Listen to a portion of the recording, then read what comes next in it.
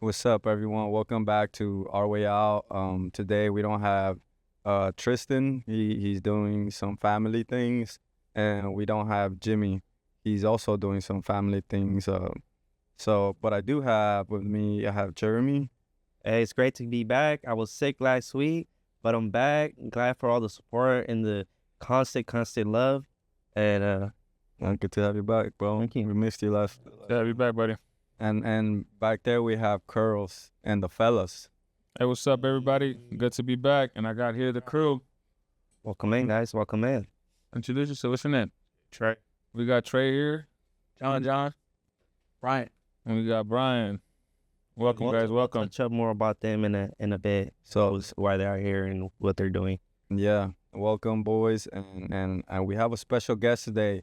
To us, he means a lot because he comes from a similar background, just like us, and he's doing great work in the community, and we're honored to have him here, Tyrique. Appreciate it. I'm just happy to be here. I'll be watching Our Way Out, and I appreciate all the work y'all do. So for real, happy to be here. Appreciate the love, Tyrique. Tyrique, tell us a little bit about yourself. Sure. What's your background? Where'd you grow up? How have you been system impacted? Yeah, for sure. So a little bit about me. I'm from South LA, South Central. They try to change it to South LA now. Yeah. I didn't really like that much. Yeah, I still like say that South either. Central. You feel me? Yeah. I still say South Central.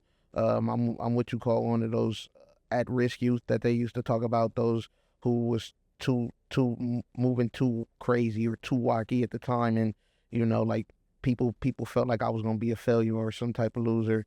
But it didn't work out that way. I got an opportunity to change my life around and go to school, and that was through the grace of my mom's.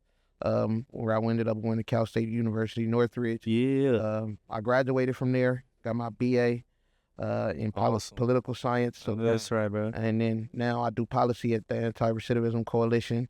I sit on some government bodies, the Probation Oversight Commission, and then I also sit on the State Advisory Committee for Juvenile Justice Delinquency Prevention. Awesome. Too, bro. And How old are you?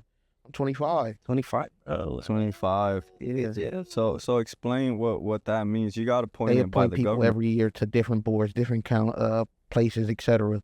I mean, for that, you end up like going through a whole interview process with his team and being chosen, and him asking questions like what you like to do, what you like really learning to know you, right? Right. And after that, like you get officially appointed, right? And you sent up to the California legislator, and they read out your appointment, and And don't mean to cut you off. It's called the State Committee Juvenile Justice Delinquency Board. so it's the state. It's a long one. It's a mouthful, bro. I hate saying it, but it's the State Advisory Committee on Juvenile Justice Delinquency Prevention. The whole idea of it is to invest into our young people. It's to keep them out the system, Right. right? And they chose me because I'm one of the young people who was able to beat the system, right? Right. To avoid the system as much as possible, and so that's why they chose me. So how many people how many people are like apply for that position or were considered besides Yeah. you? Yeah, so a bunch of people applied, a bunch of people got interviewed. I know a few other people did get appointed with me. Two being two formerly incarcerated youth, who came along as well. And then they took me as well as another young person. And then they hired a pastor. So but a bunch of people like applied and they wanted to be on that committee and get appointed by the governor, but not everybody got appointed. So it's a big deal. Yeah, it's a huge deal, man. Especially coming from the upbringings that you came from and being system impacted. Did you ever think that you end up doing that type of work? What inspired you to get into that line of field? Yeah, bro. So like even thinking about it, right? Like it's still, I'm like, is this me? But going back like 2014, I mean, and people probably don't remember, but at the time the Black Lives Matter situation was going on, right? Mike Brown got killed, etc. My cousin who lived around the corner from me, his name was Ezel Ford. While we was in the streets and we was going crazy, he was schizophrenic. He was schizophrenic, and he got stopped by the police one day, and they handcuffed him, laid him on the ground, shot him in the back, killed him. Your cousin. My cousin, Wow. my blood cousin, and you know, at the time, my family, it was painful for my whole family. Like we didn't recover from that type of situation at the time. Like it was something that harmed us, and we didn't have nobody to run to, right? To make matters worse, the cops that did it, they didn't face any charges, and so it was a situation where, you know, somebody who was mentally ill, who didn't have everything put together, lost their life, and that was the first time that I got, not political, but, you know, tried to stand up for something. You know, like, and you know, I still had 1 foot in the door, 1 foot out the door, still trying to be involved in the streets and everything that was going on in the streets. But you know, it was the first time that I really tried to stand up for something. I marched in the streets. The police came out with their riot gear. I'm standing in front of them. I'm 14 at the time, but I'm still standing up for something. So, you know, it pushed me in that path that I needed to fight for people who can't speak for themselves, right? And really make a name for myself. And that's huge, because instead of choosing like to act out in a violent way, you chose to act out in protest and be there for your loved one and represent like the right way. So that's super important, because I feel like now that there's a lot of that going on with like ICE and you know, so it makes a difference when you do it the right way. Yeah, it really does. Because when you go about the wrong way and you choose to use violence, like all that does is harm you, harms the community, right? Instead of doing it the right way, and you're doing it the right way. Like I see you every day at work, at the office, and you advocate a lot for programming and just the conversations that you and I have in the office. I could tell how passionate, how real passionate you're about making a change and stuff. And can you tell us, like, what is like a bill or a policy bill right now that you're advocating, that you're trying to like push for, or ones that maybe the community should know about? Yeah, so one of them, and it's a big one for me. So we got a bill called Senate Bill 672. It's a life without the possibility of parole bill. It extends that to youth offenders paroles who got LWOP between the ages of 18 and 25, right? The reason why that's super important is because there are thousands of people who, and some of y'all may know them, like sitting inside right now, who have done everything right from the moment that they went inside, and they're stuck there, right? This bill, it's not supposed to let them just go, but it's supposed to let them earn that opportunity. If you did everything to earn it, you home. And we talk about rehabilitation in California, we should give you that, right? We should give you that opportunity to show you rehabilitated, show that you can go into your communities and civically engage. In that ARC, you got 6,000 members. They all civically engaged. You know what I mean? So this bill is supposed to just give people that opportunity, and hopefully it can extend and help some of my family members out of that situation as well. You have relatives that are incarcerated now? Yeah, so my brothers, they incarcerated. Well, I think one is in Wasco, the other is in High Desert right now. They sitting on 30-year sentences. My uncle, he is incarcerated as well in Wasco. He got a 700-year to life sentence. He facing LWOP. So it's, for me, it's like incredibly important that, you know, people understand that they should have the right to earn their way home, regardless of the situation, right? Like, and if they cannot earn their way home, then I understand. But why are we saying we're rehabilitating people? Why do we add the R to CDC anyway? Yeah, and that's so true. That's so true, because there is individuals in there with LWOP that personally I knew when I was in juvenile hall, and they got LWOP when we were in a compound when they're like 15 years old. 15, 20 years now have gone by, and they're still sitting in there. Yeah. And they also wish they had the opportunity that some of us got. Some of us that just had life or just did some right time, maybe it's for similar crimes, but they end up getting LWOP, and they're still sitting in there. So I like approve and want this bill to pass through, because as you know, I wrote a whole statement about friends that I had in there. They're still in there, and they want that second opportunity, because it was taken away from them when they were 14 for a mistake they did that they didn't know, that it was just there, and they end up getting an LWOP. And this bill should be approved, because why is it that, you know, they're just gonna sit there and they're role models, they're doing everything they got to do, but they're not getting the opportunity. And that right there just sends out this like hopeless message that you're just doomed. You're doomed. You don't get a second chance. You're a youth. You're a kid, right? I mean, the system wants to throw people away, right? We cannot throw people away for stuff that they did when they was young. And the thing about it is, right, like, and you all know, like, when we young and we part of a gang and we, you know, it's easy for somebody to tell you to do something, you do it, and you in that one moment change your whole life forever. Right. You know what I mean? Those moments where, and you know, sometimes we still get PTSD from some of that stuff, Yeah. but we did it because we was trying to be a part of a gang, trying to make a name for ourselves, and it didn't get us nowhere. And so, you know, these young people should have that opportunity to on their way home. Like the thing about it is, you know, we getting a lot of pushback on this bill. Like, when I say like they're doing smear campaigns, they are, you know, talking not only bad about the bill, but bad about the people who pushing the bill. So that includes us, ARC, you know, all these other organizations. We facing a lot of backlash. We facing a lot of pressure about it, but it still needs to get done, regardless of it. Yes, sir. To get done. How do your brothers and your uncle feel about the work that you do? Like, you're fighting for them, you know, and many others. And do they know, right, that you're pushing policy and all that? How do they feel about you, like, fighting for them?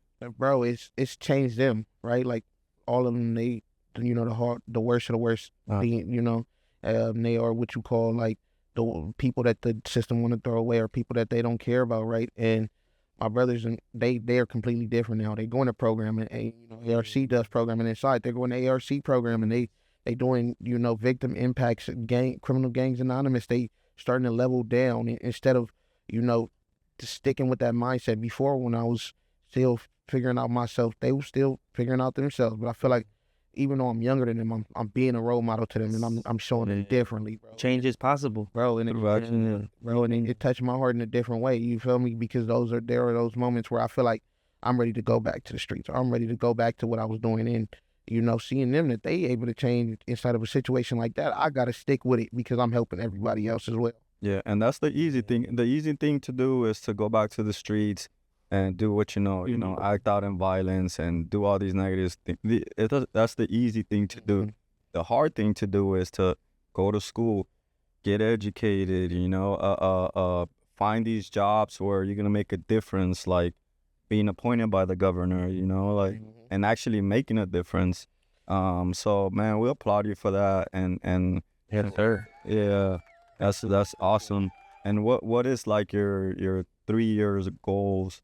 What is something like you really want to accomplish with policy outside of the policy, the Senate bill we just talked about?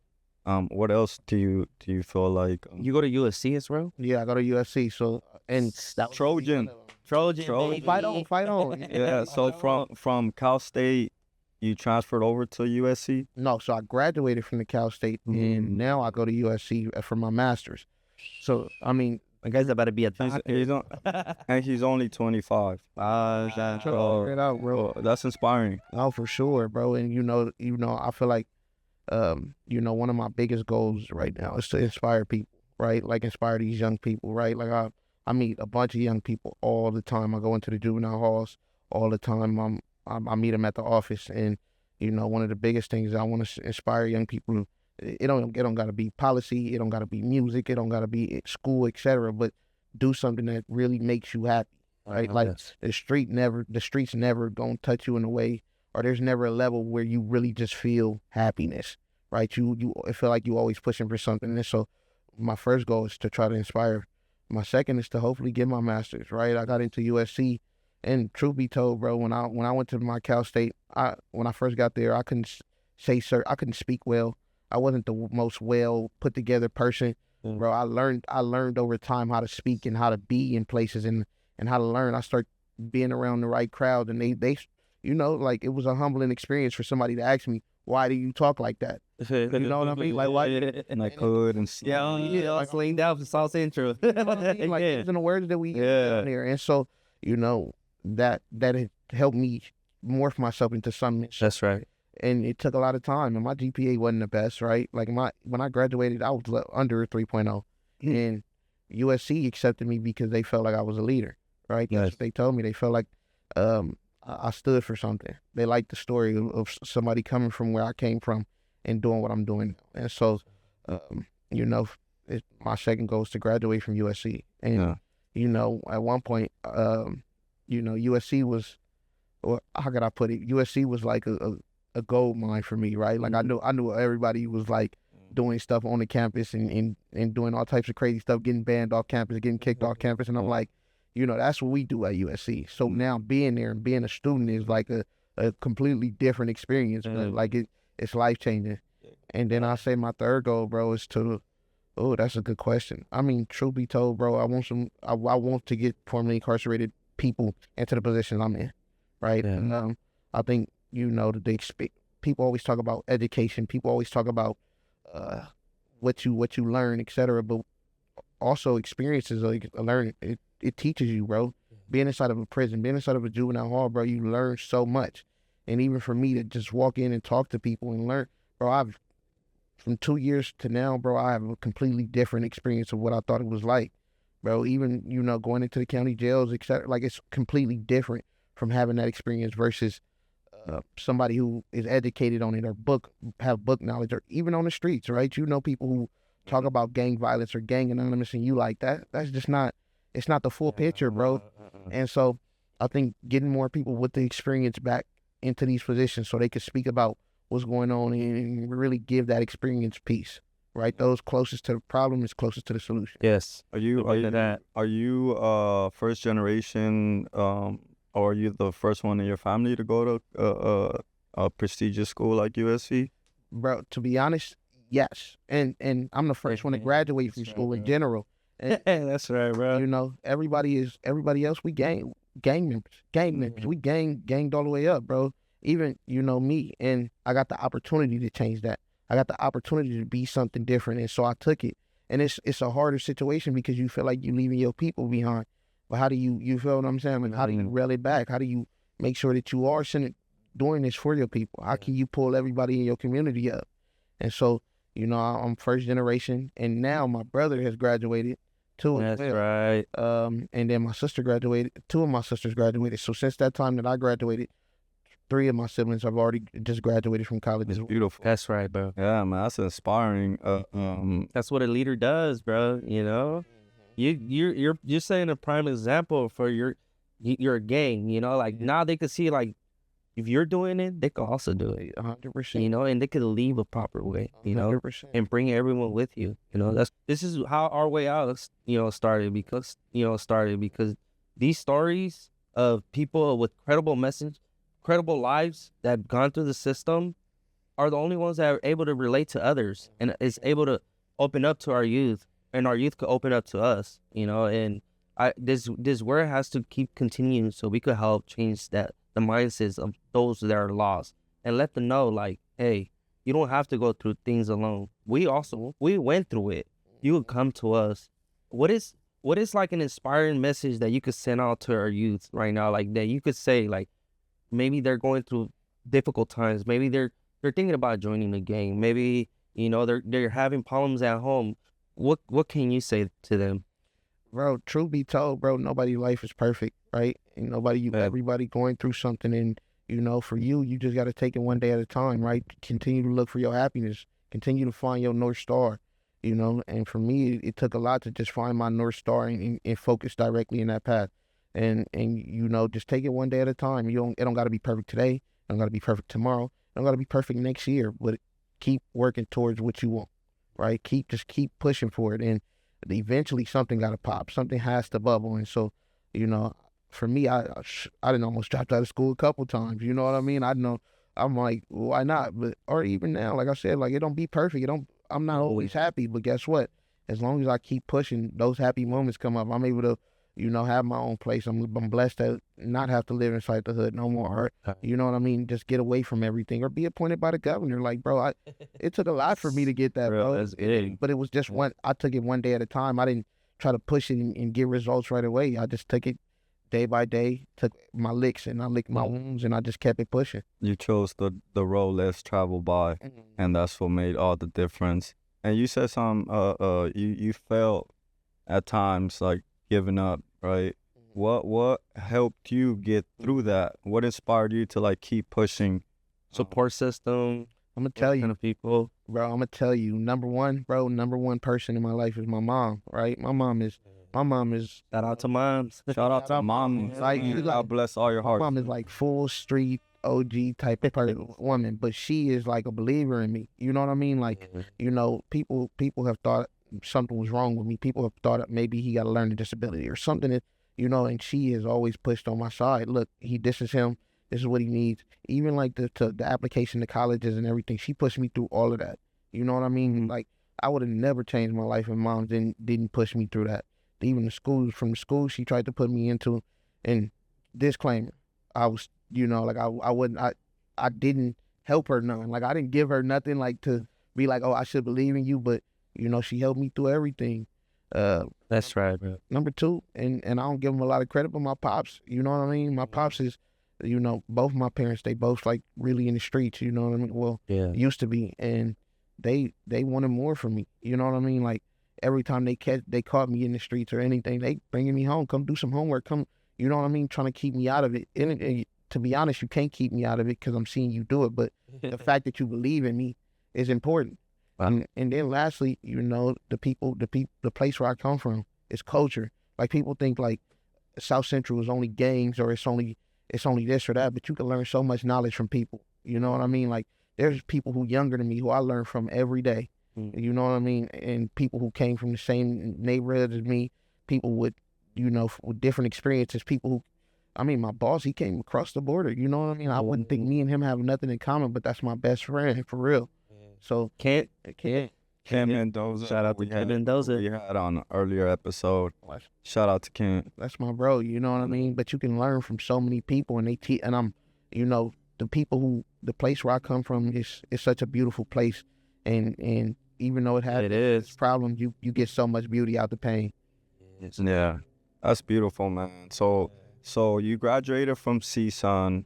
You do policy work at ARC. You got appointed by the governor, and on top of all that, you rap too. He goes to USC. Don't forget the USC part. Yeah. bad. Trojan. Yeah. Fight out. I don't. Fight out. He goes to USC, and on top of all that, you do music. Yeah. Rico Suave. What inspired you? Yeah, check out Rico Suave. Man, my boy's dope.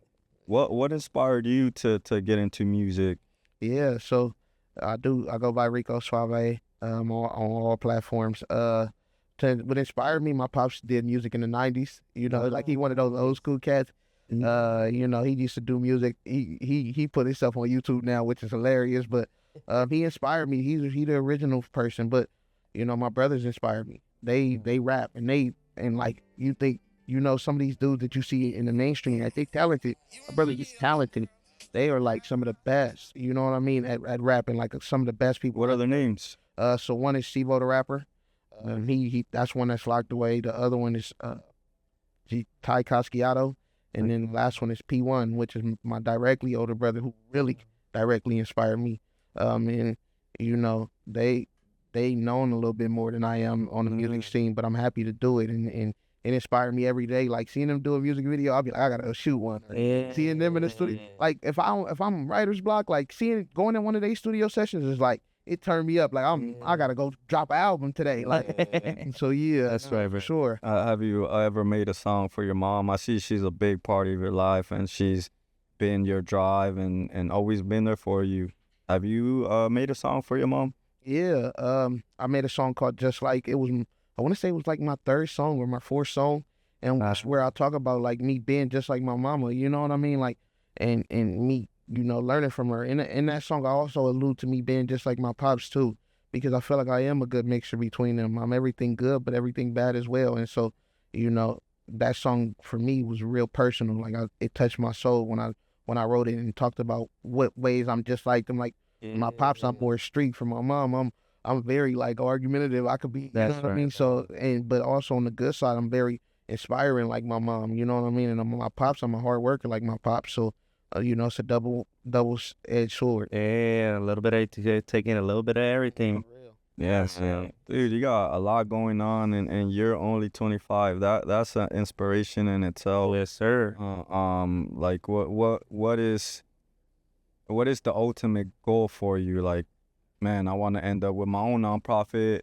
I want to end up being a rapper. Tory. Like, yeah. What's like the If I'm being honest, bro, if I could be honest, bro, the real true goal is to be a rapper, bro, to be on tour, to be and inspire people that way, right?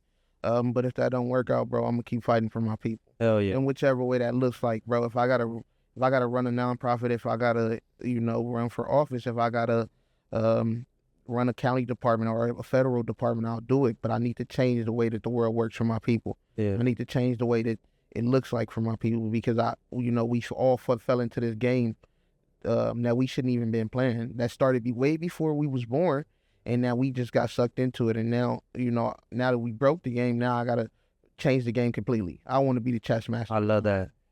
natural leader, bro? And that's what inspired us to start this, because we'll have these conversations, and then one day, Jersey, he was like, dude, like, you guys have these dope stories that can help change lives. Why don't you guys put it out there for people to see, And that's how we started our way out. And now we invite people like ourselves, like yourselves, that have been through some things, have overcome that, and, has become a testimony and a success stories, because it's not over, like we're all young, and you could always turn things around. It's never too late. So we appreciate having you here, sharing your testimony. Yes, sir. Where can we find your music? Yeah, so you go to all platforms, you type in RICLSUAVE, you probably find me. Sometimes you may not, but scroll through, you'll find me. You'll see a picture of me somewhere. Yeah, for sure. Yeah, check our boy out on all platforms, YouTube, Apple, he's on everything. So make sure you go and you subscribe to him, and check him out, man. And shout out to our moms for not giving up. Yeah, moms are the reason we're here. I really appreciate that you gave it to her. Gave her a lot of credit, because we all got luck. We were all incarcerated, and the one person who used to faithfully come see me, mama. She never left my side to this day.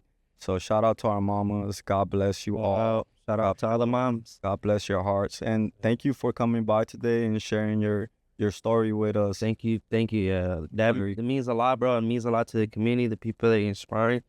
Thank you. Love what you do, and thank you for sharing your story with us, brother. No, thank you for having me, bro. I'm a big fan of the show. I'll be checking y'all out all the time, so appreciate it. Yeah, I personally wanna thank him too, bro. For I'm a former juvenile that had life without parole, man, and for you to see another young man continuing to fight for people that had life without parole. Sometimes when you have that sentence, you feel like you have less of a possibility. It's like kind of like the death penalty, because you never really have a date. So to hear you fighting for that, bro, it's shout out, man. Big shout out. Yeah. Shout out to you, bro. People like you make it easier for me to fight for that, bro. And big shout out to all your brothers out there that are back there. Let's keep sending them whole. Let's keep them on our prayers to keep whole, and everyone just back there. And we'll be praying, and we're doing this for y'all. For sure, they gonna love this. They gonna watch this about 1,000 times. You call me. Stay strong, fellas. Hey, that's our way out, baby. That's our way out. Keep subscribing, keep liking. Any questions, let us know.